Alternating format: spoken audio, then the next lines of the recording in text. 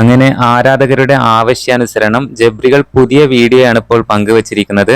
ഗബ്രിയുടെ YouTube ചാനലിലാണ് ഇപ്പോൾ ഇവർ പുതിയ വീഡിയോ പങ്കുവച്ചിട്ടുള്ളത്. ഗബ്രിയുടെ ഡ്യുക്കാറ്റി ബൈക്കിലുള്ള ഒരു റൈഡാണ്, ജാസ്മിൻ മൊത്തമുള്ള റൈഡ്. ഒരുപാട് ആരാധകർ ഇവരോട് റിക്വസ്റ്റ് ചെയ്തിരുന്നു ആ ബ്ലോഗ് ഇടുമോ എന്ന് ചോദിച്ചുകൊണ്ട്. എന്തായാലും ഗബ്രി ഇപ്പോൾ ആ വീഡിയോ പങ്കുവച്ചിരിക്കുകയാണ്. മണിക്കൂറുകൾ കൊണ്ട് ആ വീഡിയോ വൈറലായിട്ടുണ്ട്. ആ വീഡിയോയിൽ ഏകദേശം ഒരു 20 മിനിറ്റോളം ദൈർഘ്യമുള്ള ഒരു വീഡിയോയാണ്.